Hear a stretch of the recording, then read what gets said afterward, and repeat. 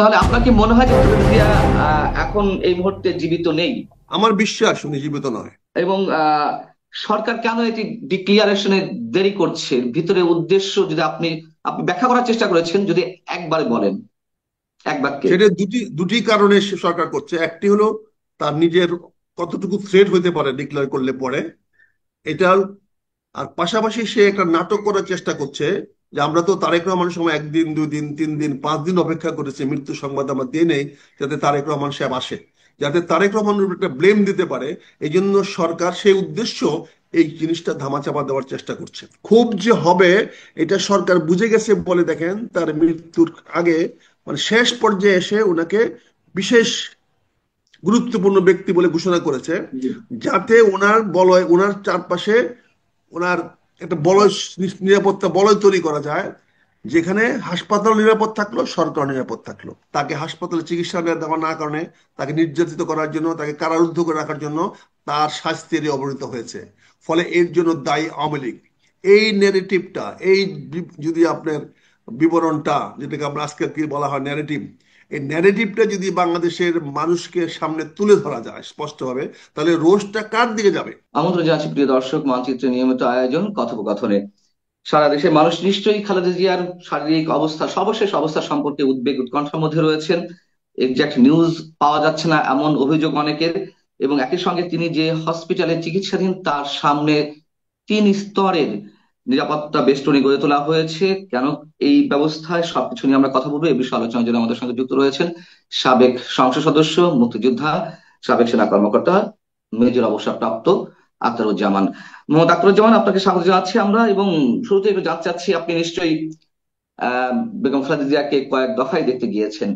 সবশেষ আপনি কখন দেখতে গিয়েছেন, এবং আপনি কি মনে করছেন তার শারীরিক অবস্থা সম্পর্কে, যদি একটু আমাদেরকে সর্বশেষ অবস্থা সম্পর্কে জানাতেন?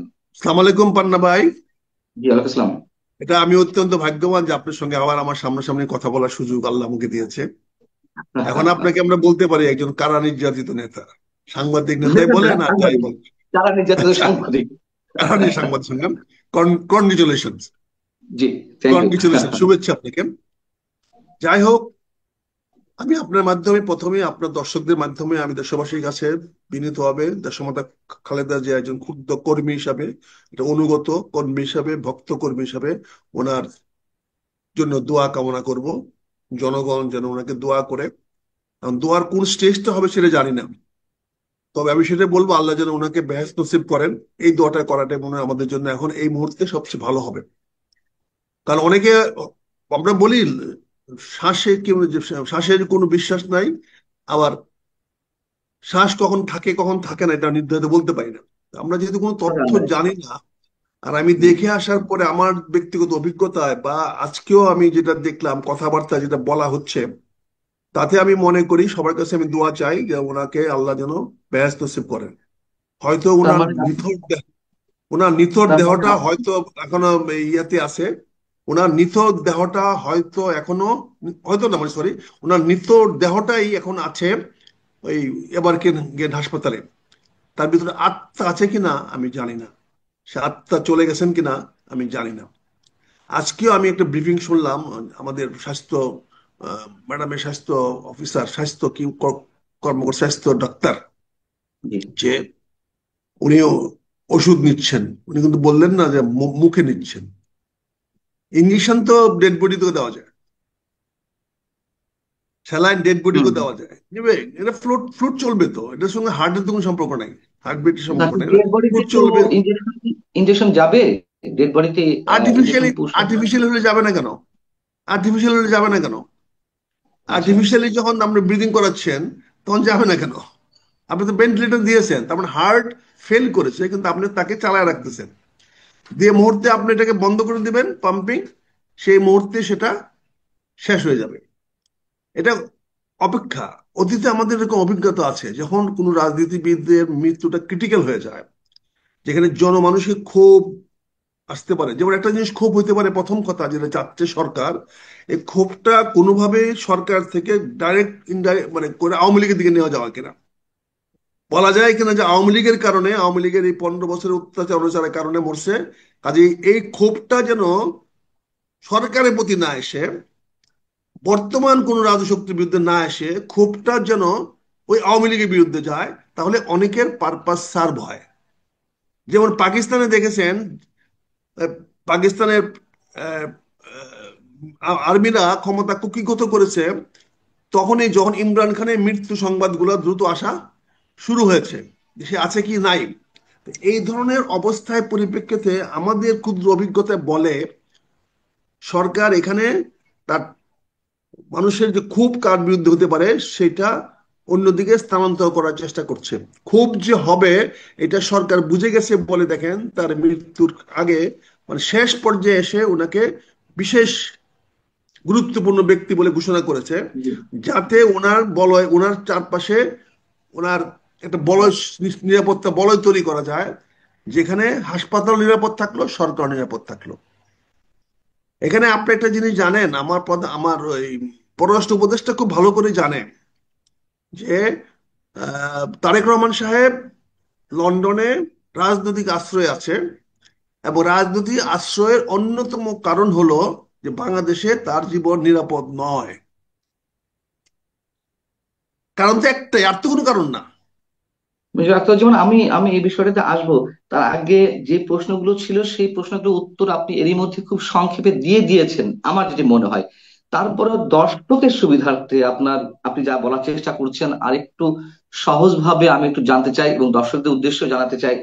আহ প্রথম প্রশ্ন হচ্ছে যে বেগম খালেদা জিয়ার এখন যে সর্বশেষ পরিস্থিতি তা আপনি আকার ইঙ্গিতে বুঝিয়ে দিয়েছেন। এখন সেই বিষয়টি নিয়ে কি আসলে কোনো লুকোচুরি হচ্ছে? এবং লুকোচুরি যদি হয়ে থাকে তাহলে কে করছে? এটা কি সরকার করছে? সরকার করে থাকলে তার মধ্যে কোনো রাজনীতি আছে কিনা, আমি এই প্রশ্নের উত্তরটা একটু চাচ্ছি। আপনি দেখেন, এই সরকারের অস্তিত্ব নির্ভর করতেছে দেশমাতা খালেদা জিয়ার শেষ ব্রিদিংয়ের উপরে। ওনার শ্বাস যতদিন চলবে ততদিন এই সরকার টিকে থাকার সম্ভাবনা থাকবে। হুম। কারণ এই শ্বাস বন্ধ হয়ে যাওয়ার পরে মানুষ বিক্ষোভে ফেটে পড়ে কিনা এটার একটা সম্ভাবনা রয়ে গেছে। এই জন্য এই সরকার জানে। আর এই সরকারের সঙ্গে আমাদের নেতা তারেক রহমান সাহেবের একটা ভেরি গুড আন্ডারস্ট্যান্ডিং আছে। আপনি দেখেন আজকেও আমাদের ডাক্তার জাহিদ সাহেব বলেছেন যে উপদেষ্টা সাহেবরা সবাই যোগাযোগ করতেছেন। উপদেষ্টা সাহেবরা যোগাযোগ করতেছেন, এটা বিএনপির পক্ষ থেকে বলার কি দরকার? ম্যাডামের পক্ষ থেকে বলার কি দরকার? তাহলে ওনাদের জন্য সাফাই গাচ্ছেন। অর্থাৎ আমি যে কথাটা বলছি, আক্রোশটা যাতে সরকারের দিকে না যায়। কারণ আক্রোশ তো মানুষের তৈরি হয়ে গেছে। কারণ উনি প্রথম দিন কেন প্রধান উপদেষ্টা আসলেন না? কেন প্রথম দিন তার মেডিকেল উপদেষ্টা, ডাক্তার উপদেষ্টা আসলেন না? মানুষের ক্রোধ কিন্তু তৈরি হয়ে গেছে যে অবহেলা করে, অবজ্ঞা করে দেশমাতা খালেদা জিয়াকে আজকে এই জায়গায় নিয়ে আসছে। আজকে দেখা যেখানে বলা হচ্ছে ওনাকে এখন যে কোনো সময় বিদেশে নেওয়া যাবে, তাহলে এই সিদ্ধান্তটা কেন 7 দিন 10 দিন আগে নেওয়া হলো না? 23 তারিখ, আজকে 3 তারিখ, প্রায় 11 দিন কেন নেওয়া হলো না? আর হুম। এখন যদি নিতে পারে, তাহলে অপেক্ষা কার কারণের জন্য? ওনাকে যান বাঁচানোর জন্য, না এখন তারেক রহমান সাহেবের সিদ্ধান্ত অনুযায়ী? এখন তারেক রহমান সাহেবের সিদ্ধান্ত আমরা গেলাম না, কিন্তু কথা হচ্ছে যে তোমরা নিজেদের অবস্থাকে রক্ষা করার জন্য, মানুষের রোষ থেকে, মানুষের ক্রোধ থেকে বাঁচার জন্য, আপনি দেখেন ওনাকে দেখার জন্য আমার 3 বাহিনীর প্রধান চলে গেলেন। তাতে কি মেসেজটা আমরা পেলাম? জনগণ কি মেসেজ পেল? যে সিচুয়েশন আন্ডার কন্ট্রোল। 3 বাহিনীর প্রধান পর্যন্ত হুম। এখন পর্যন্ত দেশমাতা খালেদা জিয়া আনুগত্য দেখাচ্ছে। তার মানে ওনার সঙ্গে ওনাদের কোনো এনিমিটি নাই। দেশমাতা খালেদা জিয়ার সঙ্গে সশস্ত্র বাহিনীর কোন রকম বৈরী সম্পর্ক নাই। এটাই তো প্রমাণ হলো। এই যারা প্রমাণ তো যারা আগেও হয়েছে। এই আগে প্রমাণ তো হইলেও আগেও কিন্তু, হয়েছে। আগেও হইলেও কিন্তু উনি তো একটা অভিযোগ আসছে যে 21 তারিখের প্রোগ্রামে উনি যাওয়ার কারণে ঠান্ডাটা ওনার প্রকট হয়েছে, এবং ওনার হার্টের উপরে এটা প্রচন্ড চাপ সৃষ্টি করেছে। এটা অনেকে বলা বলি করছেন যে 21 তারিখে, ফলে সশস্ত্র বাহিনী একটা ব্যাক ফুটিং এ চলে গেছিল।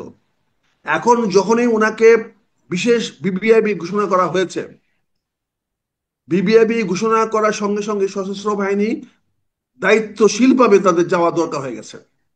কারণ তখন এটা অফিসিয়াল হয়ে গেছে।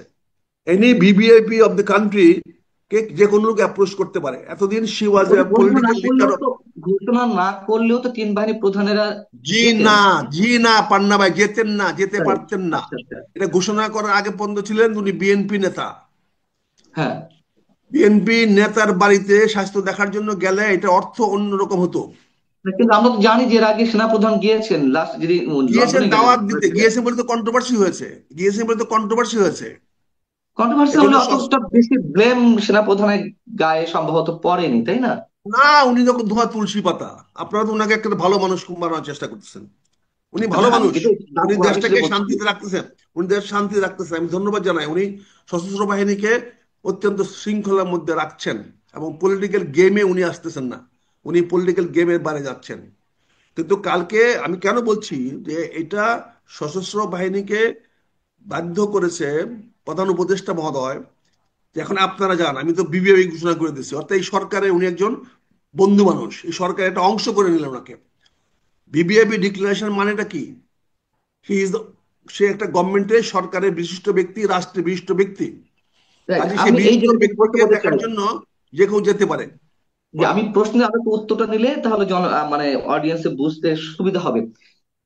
শেষ পর্যায়ে এসে যখন তার শারীরিক অবস্থা নিয়ে মানুষ উদ্বিগ্ন, সর্বোচ্চ চিকিৎসা ব্যবস্থা প্রয়োজন, শেষ মুহূর্তে এসে এই যে এসএসএফ নিয়োগ করা হলো, তার আগে ভিভিআইপি ঘোষণা করা হলো, এটার মধ্যে কোনো ধরনের কোনো রহস্য আপনি নিশ্চয়ই খুঁজে পাচ্ছেন এবং সেটাই বলার চেষ্টা করছেন। সেই রহস্যটা আসলে কি, বা এটা কি কোনো নাটকের অংশ কিনা? আমি তো কয়েকবার আপনাকে বললাম রহস্য আছে হুম। বলে তো, সরকার নিজেকে বাঁচানোর জন্য, সরকার নিজেকে জনরোষ থেকে বাঁচানোর জন্য এই হুম। ব্যবস্থা নিয়েছে। না হলে এই আচ্ছা। সরকারের প্রতি জনরোষ তৈরি হবে। আপনি বলছেন যে প্রথম থেকে তাকে বিদেশে নেওয়ার ব্যবস্থা হলো না কেন? প্রথম অবস্থাতেই প্রধান উপদেষ্টা সেখানে গেলেন না কেন? এই জায়গাগুলো থেকে এই সরকার এটি করার চেষ্টা করছে। তো এটি তো বিদেশে নেওয়ার আহ, উদ্যোগটা তো বিএনপির পক্ষ থেকে নেওয়া হবে, বা তার পরিবারের পক্ষ থেকে দাবিটি বা অনুরোধটি উত্থাপন করা হবে। এটি সরকার কেন করবে আগে থেকে?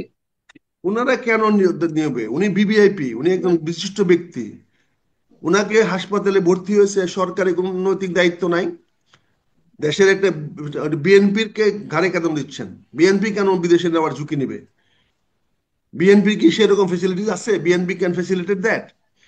বিএনপি পারবে সেটা করতে? কাজে এটা কেন আপনার উদুর পিন্ডি বুদুর ঘাড়ে দেওয়ার চেষ্টা করছেন? এটা সরকারের একমাত্র রেসপন্সিবিলিটি, দায়িত্ব। ডক্টর ইউনূস সরকারের দায়িত্ব দেশমাতা খালেদা জিয়া সুচিকিৎসা করানোর জন্য। দেশের যে কোনো নাগরিকের চিকিৎসা নিশ্চিত করার দায়িত্ব বাংলাদেশ সরকারের, এবং বাংলাদেশ সরকারের প্রধান ডক্টর মোহাম্মদ ইউনূস।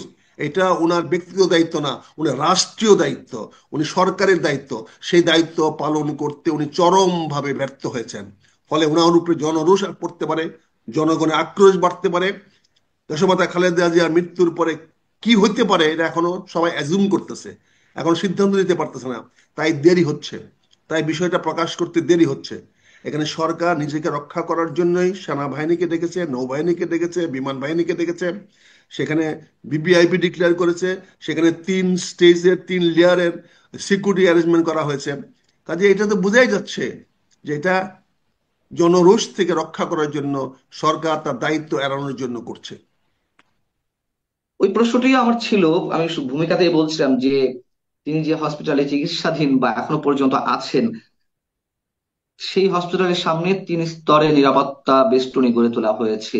এই যে 3 স্তরে নিরাপত্তা বেষ্টনী গড়ে তোলা হয়েছে, অনেকে বলছে আম, আহ, তারেক রহমান সাহেব যে কোনো সময় আসবেন, এই জন্য আগে থেকে নিরাপত্তা ব্যবস্থা গড়ে তোলা হয়েছে। আসলে কি বিষয়টি তাই, নাকি আপনি যা বলছেন সেটি? ভাই আপনি একটা গুজব ছড়াচ্ছেন আপনার প্রশ্নের মাধ্যমে। তারেক গুজব রহমান না, আসতে যা হলে, মানুষ বলছে, তারেক রহমান মানুষ যা আসতে হলে বলছে। তিন, তারেক রহমান আসতে হলে তো 3 স্তর বসাইতে হবে বিমানবন্দরে প্রথম। হুম। তারপরে বিমানবন্দরে বানাবে, তারপরে উনি রওনা দিবেন, তখন 12 ঘন্টা 24 ঘন্টা আসবে।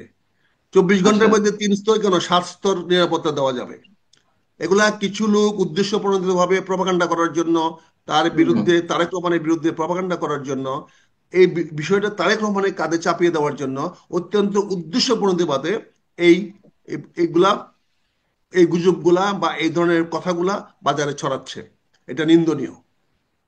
মূল কথা হলো এই সরকার নিজেকে বাঁচানোর জন্য এই 3 স্তরের সিকিউরিটি বা নিরাপত্তা ব্যবস্থা করেছে। তার মানে আমরা যেটি আশা করি না তেমন কিছুই ঘটে গেছে খালেদা জিয়ার, এবং সেটি লুকানোর এক ধরনের চেষ্টা চলছে এখনো পর্যন্ত, বা দেরিতে ঘোষণা দেওয়ার চেষ্টা হচ্ছে। বিষয়টি সরাসরি বললে এরকমই বোঝায় আর কি। আমাকে প্রশ্ন করলেন না, আপনি স্টেটমেন্ট কনফার্ম করতে বললেন? না, আমি কনফার্ম করছি, আমি আমি আসলে আমি কনফার্ম হতে জানি না, চাইছি যে আপনার সোর্সটা আমি জানি না, আপনি আমাকে প্রশ্ন করলে বলতে পারি। কাক কাক প্রশ্ন করি। তাহলে আপনার বলেন। কি মনে হয় যে খালেদা জিয়া এখন এই মুহূর্তে জীবিত নেই? আমার বিশ্বাস উনি জীবিত নয়।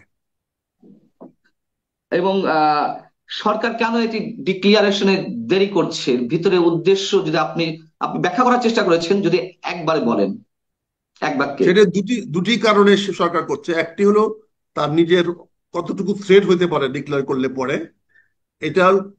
আর পাশাপাশি সে একটা নাটক করার চেষ্টা করছে যে আমরা তো তারেক রহমানের সময় একদিন, 2 দিন, 3 দিন, 5 দিন অপেক্ষা করেছি মৃত্যু সংবাদ আমরা দিয়ে নেই, যাতে তারেক রহমান সাহেব আসে, যাতে তারেক রহমানের উপর একটা ব্লেম দিতে পারে। এই জন্য সরকার সেই উদ্দেশ্য এই জিনিসটা ধামাচাপা দেওয়ার চেষ্টা করছে।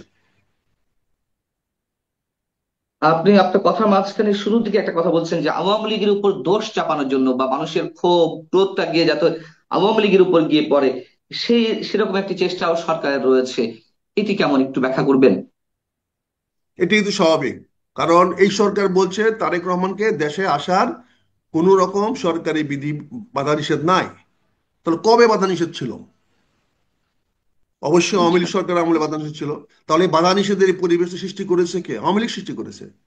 ফলে এর দায় দায়িত্ব আওয়ামী লীগকে নিতে হবে।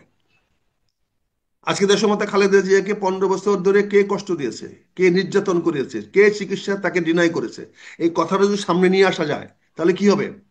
তারা বলতেছে এই ডিটোরিয়েশন, তার স্বাস্থ্যের ডিটোরিয়েশন এই কয়দিন হয় নাই, এটা দীর্ঘমেয়াদী তার উপরে অত্যাচার, অনাচার, অবিচারের কারণে, তাকে হাসপাতালে চিকিৎসা দেওয়া না কারণে, তাকে নির্যাতিত করার জন্য, তাকে কারারুদ্ধ করে রাখার জন্য তার স্বাস্থ্যের অবনতি হয়েছে। ফলে এর জন্য দায়ী আওয়ামী লীগ। এই ন্যারেটিভটা, এই যদি আপনার বিবরণটা, যেটাকে আমরা আজকে কি বলা হয় ন্যারেটিভ, এই ন্যারেটিভটা যদি বাংলাদেশের মানুষকে সামনে তুলে ধরা যায় স্পষ্টভাবে, তাহলে রোষটা কার দিকে যাবে? রোষটা অবশ্যই, ক্ষোভটা অবশ্যই মানুষের যাবে অতীত সাবেক সরকারের বিরুদ্ধে। বর্তমান সরকার তখন ফেসিলিটেটর হিসাবে কাজ করবে যে ভাই এটা আমাদের কিছু করার নাই, আমরা তো আপ্রাণ চেষ্টা করেছি, দেখেছেন আমরা বলছি তাৎক্ষণিক পাস দিয়ে দিব, আপনি চাওয়ার সঙ্গে সঙ্গে পাস দিয়ে দিব। তো এই যে পরিবেশটা সৃষ্টি করলো, যে এই পরিবেশে তারা একটু পাস চাইতে পারতেছে না, এটার জন্য তো আওয়ামী লীগ দায়ী। ফলে রোষানলটা, মানুষের ক্ষোভটা, মানুষের বিতৃষ্ণাটা যদি আওয়ামী লীগের দিকে ডাইভার্ট করে দেওয়া যায়, তাহলে সরকারের পক্ষে এখানে অ্যাকশন নিতে সহজ হবে। এই জন্য সরকার এই গেমটা খেলতেছে বলে আমার বিশ্বাস। জি, অনেক ধন্যবাদ মেজর আখতারুজ্জামান। আপনি যেটি বলেছেন, যা বলেছেন সবই হয়তো সত্য, তারপরও আমরা চাই যে আমাদের অনেক কিছু জানাশোনা, অনেক ধরনের সত্য মিথ্যা বলে প্রমাণিত হোক। আমরা চাই যেন হঠাৎ করে শুনতে পাই যে খালেদা জিয়া ভালো অবস্থায় পৌঁছেছেন, এটুকু আশা আমরা শেষ মুহূর্ত পর্যন্ত পান্না করতে ভাই, পারি। পান্না ভাই, আমি যা বলছি আমি সত্য বলছি না। আমারও প্রত্যাশা দেশমাতা খালেদা জিয়া জি, জি। আমাদের মাঝে আবার ফিরে আসুক।